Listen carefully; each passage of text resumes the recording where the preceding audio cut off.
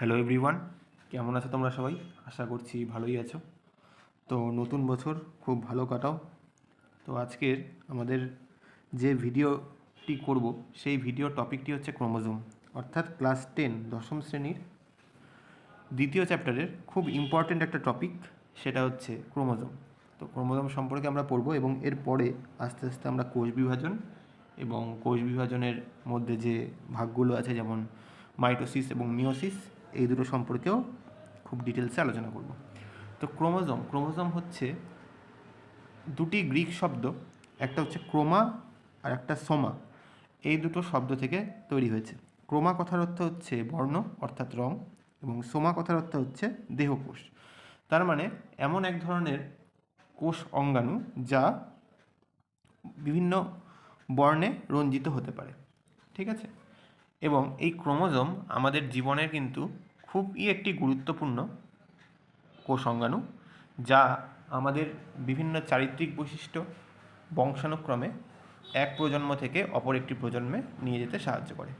তো সবার প্রথমে আমাদের জানতে হবে যে ক্রোমোজোম কথার অর্থ কী। ক্রোমোজোম কথার অর্থ হচ্ছে রঙিন দেহ। বা এবার এই ক্রোমোজোমের যে নামকরণটা, কোষ, রঙিন দেহ বা বর্ণিত দেহ, তো এই নামকরণটা যে বিজ্ঞানী করেছিলেন তার নাম হচ্ছে ওয়াল্ডেয়ার, এবং পুরো নাম হচ্ছে হেনরিক ভিলহেলম ওয়াল্ডেয়ার, যিনি একজন জার্মান শারীরস্থানবিদ। এরপরে এই ক্রোমোজোম কিন্তু আমাদের বংশগতির ধারক ও বাহক হিসেবে কাজ করে। তো ক্রোমোজোম সম্পর্কে আমাদের দুজন বিজ্ঞানীর নাম পড়তে হবে। তো এই বিজ্ঞানীর নামগুলি হলো থিওডর বোভেরি এবং ওয়াল্টার সাটন। ওয়াল্টার সাটন কে বলেছিলেন যে ক্রোমোজোমই হচ্ছে আমাদের বংশগতির ধারক এবং বাহক। আরেকজন বিজ্ঞানী তোমরা হাতের ডান দিকে দেখতে পাচ্ছ, যার নাম হচ্ছে টি.এইচ মর্গ্যান। সে কি করেছিল, পরীক্ষাগারে ক্রোমোজোমের মানচিত্র বা ক্রোমোজোমের ম্যাপিং এই তত্ত্বের প্রমাণ করেছিল। এখানে একটা ইম্পর্টেন্ট পার্ট আছে, যেটা হচ্ছে তোমাদের পরীক্ষায় কোশ্চেন আসতে পারে যে ক্রোমোজোমের ধারাবাহিকতা এবং ক্রোমোজোমের স্বতন্ত্রতা, এই দুটি তত্ত্বের প্রবক্তা কে? তো এই দুটি তত্ত্বের প্রবক্তা কিন্তু থিওডর বোভেরি, এটা মনে রাখবে, তোমাদের পরীক্ষায় আসতে পারে। এরপরে আমরা চলে যাব ক্রোমোজোমের যে ক্ষুদ্রতম পার্ট, সেটা হচ্ছে ডিএনএ। সেই ডিএনএ সম্পর্কে আমরা পড়ব। তো আমি একটা উদাহরণ দিয়ে বলছি। ক্রোমোজোমটিকে তুমি যদি ক্ষুদ্র ক্ষুদ্র পার্টে বিভক্ত করো, তাহলে ওর মধ্যে একটা পার্ট হবে ডিএনএ, এবং ডিএনএটাকে তুমি যদি আরও ছোটো ছোটো খণ্ডে বিভক্ত করো, তাহলে তার মধ্যে একটা পার্ট হবে জিন। এবং এই জিনটাই কিন্তু আমাদের বংশগতির বিভিন্ন বৈশিষ্ট্য বা বিভিন্ন ক্যারেক্টার কিন্তু বহন করে। যেমন আমাদের চোখের মণির বর্ণ বা চুলের বর্ণ, বা আমাদের হাইট, আমাদের স্কিনের বর্ণ, আমাদের কথা বলার ধরন, আমাদের গলার ভয়েস কেমন হবে, এসব বিভিন্ন কিন্তু বৈশিষ্ট্য কিন্তু আমাদের এই ক্রোমোজোমের মধ্যে থাকা ডিএনএ এবং ডিএনএর মধ্যে থাকা জিনগুলোই কিন্তু বহন করে। তো ক্রোমোজোমের গঠন সম্পর্কে পড়ার জন্য আমাদের ডিএনএও পড়তে হবে। তো আমাদের দু ধরনের কোষ সম্পর্কে জানতে হবে, একটা হচ্ছে ইউক্যারিওটিক কোষ এবং একটা প্রোক্যারিওটিক কোষ। তো ইউক্যারিওটিক কোষ হচ্ছে মানে উন্নত ধরনের কোষ, যেমন মানুষের কোষ বলো বা উন্নত যে কোনো প্রাণীর কোষ হচ্ছে ইউক্যারিওটিক কোষ। তো এই ইউক্যারিওটিক কোষের মধ্যে ক্রোমোজোমগুলো কিন্তু মেনলি নিউক্লিয়াসের ভেতরে যে ক্রোমাটিন ফাইবার থাকে, সেই ক্রোমাটিন ফাইবার থেকে তৈরি হয়। এবং ইউক্যারিওটিক কোষে এই ক্রোমোজোমগুলো কিন্তু খুব লম্বা হয়, এবং ডিএনএ তন্তুগুলো হিস্টোন নামক এক ধরনের প্রোটিনের সাথে আবদ্ধ হয়ে নিউক্লিওজোম গঠন করে, এবং এই নিউক্লিওজোমটাই ডিএনএ অণুকে সংকুচিত করে এর অখণ্ডতা রক্ষা করে। আচ্ছা, একটি ক্রোমোজোমের যে বাহুগুলো আছে, সেই বাহুগুলোর নাম হয় ক্রোমাটিড, ঠিক আছে? আর ক্রোমাটিডগুলো যখন একটা ক্রোমোজোমের দুটো বা চারটে ক্রোমাটিড থাকে, সেই ক্রোমাটিডগুলোকে একসাথে বলা হয় সিস্টার ক্রোমাটিড, কারণ এরা সবাই একটা ক্রোমোজোমের অংশ। আর দুটো ক্রোমোজোমের দুটো পৃথক ক্রোমাটিডকে একে অপরের কিন্তু নন সিস্টার ক্রোমাটিড বলা হয়ে থাকে। আর এই ক্রোমাটিডগুলো যে স্থানে যুক্ত থাকে, সেই স্থানটিকে বলা হয় সেন্ট্রোমিয়ার, যেটা তোমরা ছবিতে দেখতে পাচ্ছ। এবং আমাদের কোষ বিভাজনের সময় কোষ বিভাজনের 4টি দশা আছে। এই 4টি দশার মধ্যে মেটাফেজ দশায় কিন্তু আমাদের ক্রোমোজোমগুলো খুব পরিষ্কারভাবে দেখা যায় এবং এটিকে একটি এক্স বা কাই আকৃতির বা মেনলি এক্স আকৃতির কাঠামোর মতনই দেখতে হয় এবং যার 4টি বাহু থাকে এবং প্রতিটি বাহুকে ক্রোমাটিড বলে এবং যেখানে যুক্ত থাকে সেই অঞ্চলটিকে কিন্তু সেন্ট্রোমিয়ার বলা হয়ে থাকে। এরপর আমরা দেখব ডিএনএর প্যাকেজিং কীভাবে হয়। আণুবীক্ষণিক স্থানে বিশাল তথ্যের সমাবেশ, অর্থাৎ এই যে ডিএনএগুলো আছে বা এই ক্রোমোজোমগুলো আছে সেই ক্রোমোজোমগুলো কিন্তু ইউক্যারিওটিক কোষে প্রায় 2 মিটার লম্বা হয়। কিন্তু এত বড় হওয়া সত্ত্বেও, এই 2 মিটার লম্বা হওয়া সত্ত্বেও তা কিন্তু একটি আণুবীক্ষণিক কোষের মধ্যে সুন্দরভাবে প্যাক হয়ে আছে। তো এটা কীভাবে আছে সেটাই আমরা করব। তো তার আগে আমরা জেনে নেই, সবার বাঁদিকে যেই ছবিটা দেখতে পাচ্ছি সেটা একটি ডিএনএর ছবি এবং ডিএনএতে যেহেতু দুটো তন্ত্র আছে সেই জন্য ডিএনএকে বলা হয় ডাবল হেলিক্স মডেল। এবং এই ডাবল হেলিক্স মডেলের যে প্রথম প্রবক্তা ছিলেন তারা হচ্ছেন বিজ্ঞানী ওয়াটসন এবং ক্রিক। 2 নম্বর ছবিতে তোমরা দেখতে পাচ্ছ নিউক্লিওজোম, যেটা কিন্তু ডিএনএ এবং হিস্টোন প্রোটিনকে ঘিরে তৈরি হয়েছে। আর এই ডিএনএ আর হিস্টোন প্রোটিন মিলিয়ে যে পুঁতির মালার মতো একটা স্ট্রাকচার তৈরি করেছে সেই স্ট্রাকচারের নাম হচ্ছে ক্রোমোনিমাটা।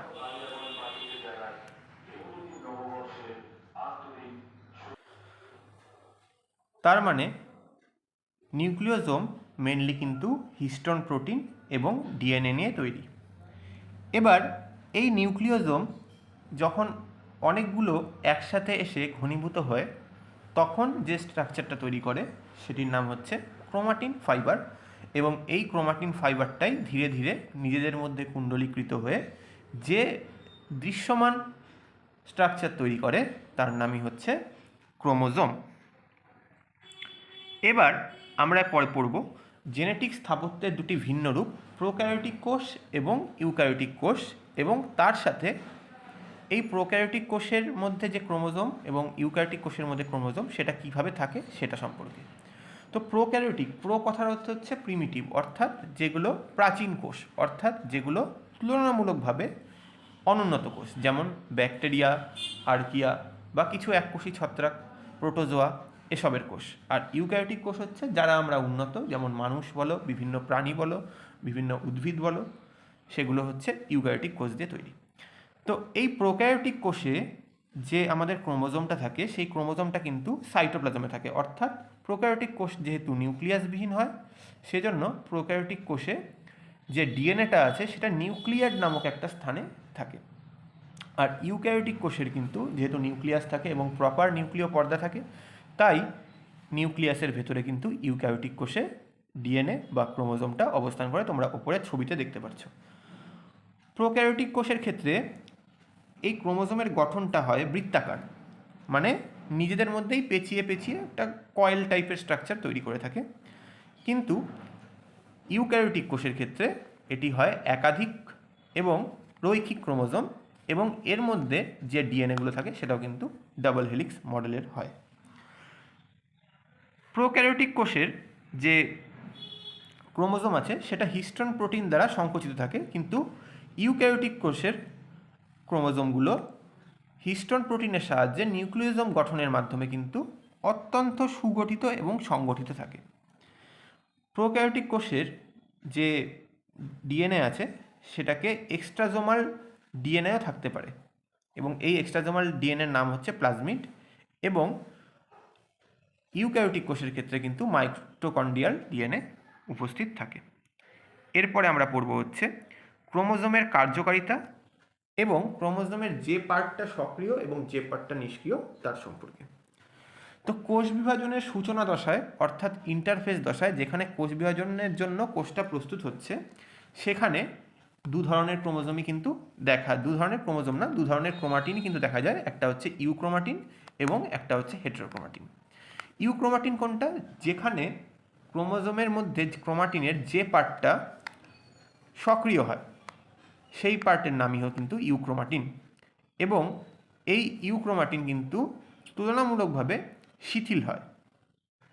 তোমরা ছবিতে দেখতে পাচ্ছ যে ইউক্রোমাটিনটা কিন্তু একটু মানে ফাঁকা ফাঁকা, একটু পাতলা টাইপের, এবার যেখানে ফাঁকা ফাঁকা হবে সেখানে কিন্তু ক্রোমাটিনটা খুব হালকা বর্ণ ধারণ করবে এবং সেটা কিন্তু বেশি সক্রিয় হবে, কারণ সেখানে একাধিক ক্রোমাটিন কিন্তু একসাথে নেই। আর হেটেরোক্রোমাটিন কোনটা?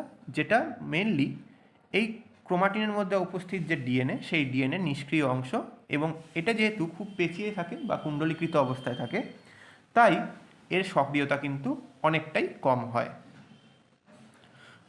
এরপরে আরও দু ধরনের হেটেরোক্রোমাটিন দেখা যায়, যেটা কখনো কখনো দেখা যেতে পারে। একটা হচ্ছে কনস্টিটিউটিভ হেটেরোক্রোমাটিন, এটা কখনো প্রকাশিত হয় না, সেন্ট্রোমিয়ারের চারপাশে থাকে। আর আরেকটা হচ্ছে ফ্যাকাল্টেটিভ হেটেরোক্রোমাটিন, যেটা মাঝে মাঝে প্রকাশিত হতে পারে। এরপরে আমরা পড়ব হচ্ছে মানব জাতির যে 46টি ক্রোমোজোম আছে, সেই 46টি ক্রোমোজোমের একটি নীল নকশা বা ব্লুপ্রিন্ট। তো এই 46টি ক্রোমোজোমের যে অ্যারেঞ্জমেন্ট, সেই অ্যারেঞ্জমেন্টটাকে কিন্তু আমরা বলে থাকি ক্যারিওটাইপ। তো মানব দেহের যে প্রতিটি কোষ, সেই প্রতিটি কোষে কিন্তু 46টি করে অথবা 23 জোড়া করে কিন্তু ক্রোমোজোম থাকে, যার মধ্যে ক্রোমোজোম কিন্তু দু ধরনের হয়।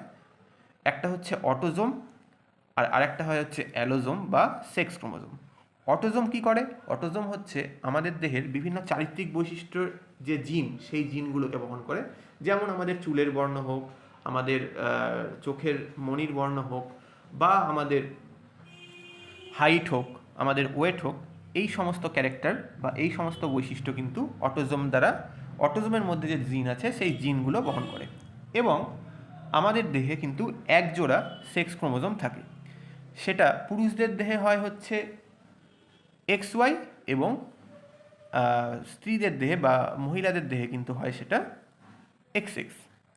এবার এইখানে একটা ঐতিহাসিক ত্রুটি সংশোধনের কথা বলা আছে, যেটা 1923 সালে থিওফিলাস পেইন্টার বলে একজন বিজ্ঞানী, যিনি মানুষের ক্রোমোজোম বলেছিলেন 48টি অথবা 24 জোড়া। কিন্তু এই ত্রুটি পরবর্তীতে 1956 সালে এসে বিজ্ঞানী জো হিন্টিজিও বলে একজন আছেন, যিনি এটিকে রেকটিফাই করেন এবং বলেন যে না, মানুষের দেহে কিন্তু 23 জোড়াই ক্রোমোজোম আছে, মানে 46টা ক্রোমোজোম আছে। তার মানে 1923 সাল থেকে 1956 সাল কিন্তু আমরা ক্রোমোজোমের সংখ্যা সম্পর্কে কিন্তু সঠিকভাবে অবগত ছিলাম না, এবং আমরা ভুল ক্রোমোজোম নাম্বার কিন্তু জেনে আসছিলাম। ক্যারিওগ্রাম মানে আমাদের জেনেটিক পরিচয়ের একটি চিত্র, যেটাকে বলা হয় ক্যারিওটাইপ। ক্রোমোজোমের সংখ্যা, সঠিক সংখ্যা নির্ধারণের একটি পদ্ধতি হচ্ছে ক্যারিওগ্রাম। ঠিক আছে, এই ক্যারিওগ্রামের পদ্ধতি তোমাদের ক্লাস 10-এর সিলেবাসের অন্তর্ভুক্ত নয়, তাও তোমরা একটু দেখে নাও। মেনলি ক্রোমোজোমটা কি হয়, ক্রোমোজোমটা যেহেতু বর্ণ ধারণ করতে পারে, সেই বর্ণটা ধারণ করার পরেই কিন্তু আমরা ক্রোমোজোমটাকে কাউন্ট করতে পারি। তো একটা কোষকে কলসিচিন বলে এক ধরনের পদার্থ আছে, যেটা দিয়ে ট্রিট করলে মেটাফেজ দশায় কিন্তু কোষ বিভাজনটা থেমে যায়, এবং মেটাফেজ দশায় যেহেতু ক্রোমোজোমটা সুস্পষ্ট হয়, সেই জন্য কিন্তু আমরা ক্রোমোজোমগুলোকে মেটাফেজ দশায় দেখতে পারি। এবং ক্রোমোজোমের ক্যারিওগ্রাম অনুযায়ী আমরা 23 জোড়া ক্রোমোজোমের মধ্যে 22 জোড়া অটোজোমকে কিন্তু প্রথমে রাখি, এবং লাস্ট এক জোড়ায় আমাদের সেক্স ক্রোমোজোম বা অ্যালোজোমকে কিন্তু রাখা হয়েছে। তোমরা ডান দিকের ছবিগুলোতে কিন্তু সেটা দেখতে পাচ্ছ। প্রথম যে 22 জোড়া আছে সেটা কিন্তু আমাদের অটোজোম, এবং লাস্টের যে এক জোড়া আছে ক্রোমোজোম আছে, সেটাও কিন্তু আমাদের সেক্স ক্রোমোজোম। এবার ক্রোমোজোম খুবই জটিল একটা জিনিস। ক্রোমোজোম শুধুমাত্র তথ্যের ভাণ্ডার নয়, এটা কিন্তু আমাদের বৈচিত্র্য, স্থিতিশীলতার কিন্তু একটা উৎস। ক্রোমোজোম আমাদের বিভিন্ন কিন্তু বৈচিত্র্যতা মেনটেন করে। যেমন তোমরা যখন পরবর্তীতে মাইটোসিস অথবা মিওসিস সম্পর্কে অবগত হবে, তখন তোমরা জানতে পারবে যে মেনলি মিওসিসেই হয় এটা, যে তোমরা জানতে পারবে যে দুটো আলাদা আলাদা কোষের ক্রোমোজোম যখন একে অপরের সঙ্গে মিলে, তখন কিন্তু দুটো আলাদা আলাদা কোষের আলাদা আলাদা বৈশিষ্ট্য সম্পন্ন জিন কিন্তু একে অপরের সাথে এসে যুক্ত হয় এবং নতুন একটা বৈশিষ্ট্যের সৃষ্টি হয়। ঠিক আছে, তো এখানে ওটাই বলা আছে যে মিওসিস কোষ বিভাজনের সময় ক্রোমোজোমাল রিকম্বিনেশন এবং যৌন প্রজনন জেনেটিক বৈচিত্র্য সৃষ্টিতে একটি গুরুত্বপূর্ণ ভূমিকা পালন করে। এবার আমাদের কিছু ক্রোমোজোমের তোমরা একটু ভেবে দেখো যে এইটা কতটা জটিল প্রক্রিয়া। তো এই জটিল প্রক্রিয়ায় কিন্তু মাঝে সাঝে কিছু ভুলও হয়ে যেতে পারে। এবার সেই ভুলটাকে কিন্তু আমরা বলে থাকি মিউটেশন। ঠিক আছে, তো এখানে বলা আছে ক্রোমোজোমাল ইনস্টপেবিলিটি এবং ট্রান্সলোকেশন যেটা ভুল হবে সেটা কিন্তু মারাত্মক পরিণতি আমাদের ঘটাতে পারে, যেটাকে আমরা এক কথায় মিউটেশন বলি। এবং মিউটেশনের কারণে আমাদের কিন্তু বিভিন্ন রকম শারীরিক অস্বাভাবিকতা দেখা যায়, যেটাকে আমরা যেমন কারোর ধরে নাও ডুয়ারফিজম হয়ে গেল, বা কারোর গাইগান্টিজম হয়ে গেল, বামনত্ব বা অতিকায়ত্ব রোগ, বা কোনো জেনেটিক রোগ যেমন থ্যালাসেমিয়া বলো বা বর্ণান্ধতা বলো বা হিমোফিলিয়া বলো, তো এই সব রোগও কিন্তু হতে পারে। অথবা মিউটেশনের ফলে কিন্তু ক্যান্সারও হতে পারে। এরপরে আমরা যেটা পড়ব, ক্রোমোজোম কোনো স্থির নীল নকশা নয় বা স্থির ব্লুপ্রিন্ট নয়, বরং এটি জীবনের একটি পরিবর্তনশীল গ্রন্থাগার। অর্থাৎ আমাদের যে ক্রোমোজোমটা আছে সেই ক্রোমোজোমটা একটা কিন্তু যথেষ্ট জটিল কোষাঙ্গাণু, যেটা কিন্তু আমাদের দেহের বিভিন্ন চারিত্রিক বৈশিষ্ট্য এবং বৈচিত্র্যতা নিয়ন্ত্রণ করে, যার জন্য এটি শুধুমাত্র একটি বা দুটি বৈশিষ্ট্যকে বহন করে না, আমাদের জীবনের সমস্ত বৈশিষ্ট্যকে কিন্তু ক্রোমোজোম বহন করে। সেজন্য ক্রোমোজোমকে জীবনের পরিবর্তনশীল গ্রন্থাগারও বলা হয়। তোমরা ডিএনএ রেপ্লিকেশন সম্পর্কে এখনও অবগত হওনি, কিন্তু এর পরবর্তী ক্লাসে অর্থাৎ ক্লাস 11-এ ওঠা তোমরা DNA replication, DNA transcription, DNA translation এসব সম্পর্কে পড়বে। তো ডিএনএ রেপ্লিকেশনটা হচ্ছে একটা ডিএনএ থেকে একটা ডিএনএ তৈরি হওয়া। এবার আমাদের জানতে হবে যে আমাদের মধ্যে যে প্রকরণ বা ভ্যারিয়েশন সেটা কেন আসে। তো ভ্যারিয়েশন আসার মেইন কারণ হচ্ছে এই ক্রোমোজোম। আমি একটু আগেই বললাম যে দুটো পৃথক পৃথক কোষের ক্রোমোজোম যখন মিওসিস কোষ বিভাজনের সময় একে অপরের সঙ্গে মিশ্রিত হয়, তখন দুটো ভিন্ন কোষের ভিন্ন বৈশিষ্ট্য একে অপরের সাথে মেশে এবং নতুন একটা বৈশিষ্ট্যের সৃষ্টি হয়। এবং এই কাজটা অনেক প্রজন্ম ধরে চললে প্রথম প্রজন্ম এবং শেষ প্রজন্মের মধ্যে একটা হিউজ চেঞ্জেস দেখা যায়, যেই চেঞ্জেসটাকে আমরা বলে থাকি কি প্রকরণ বা ভেরিয়েশন। এবং এই প্রকরণের কারণ কিন্তু বিভিন্ন ভৌগোলিক পরিবর্তনও হতে পারে। যেমন তোমাকে আমি একটা এক্সাম্পল দিচ্ছি। সাপোজ একটা মানুষ আছে যার নাম এ, এবং এর পূর্বপুরুষ খুব একটা ঠান্ডা জায়গায়, ধরে নাও এর 10,000 জেনারেশন আগের পূর্বপুরুষ খুব একটা ঠান্ডা জায়গায় থাকতো, কিন্তু এ বর্তমানে খুব একটা গরম ভৌগোলিক স্থানে আছে। তার মানে এদের কিন্তু যে চারিত্রিক বৈশিষ্ট্য বা জিনগত বৈশিষ্ট্য তাদের মধ্যে কিন্তু একটা হিউজ পরিবর্তন দেখা যাবে, এবং এই পরিবর্তনটাকে কিন্তু আমরা বলে থাকি ভেরিয়েশন। তার মানে এক কথায় আমরা কি বুঝতে পারলাম, এর মাধ্যমে আমরা বুঝতে পারলাম যে ক্রোমোজোম শুধুমাত্র বংশগতির নিয়মাবলী বহন করে না, এটি বিবর্তনের পথে জীবের অভিযোজন এবং বৈচিত্র্যের চলমান ইতিহাসকেও ধারণ করে। তো আজকের ভিডিওটা এতটুকুই। ক্রোমোজোম সম্পর্কে তোমাদের একটা সঠিক ধারণা এই ভিডিওর মাধ্যমে আমি তোমাদের দেওয়ার চেষ্টা করলাম। তো তোমরা এই ভিডিওটা দেখে যদি ভালো লাগে তাহলে অবশ্যই ভিডিওটাকে লাইক করবে এবং কমেন্টে তোমরা এর পরবর্তী টপিক যেটা তোমাদের দরকার সেটা আমাকে জানাবে। তো আজকের ভিডিওটা এতটুকুই, দেখা হচ্ছে নেক্সট ভিডিওতে।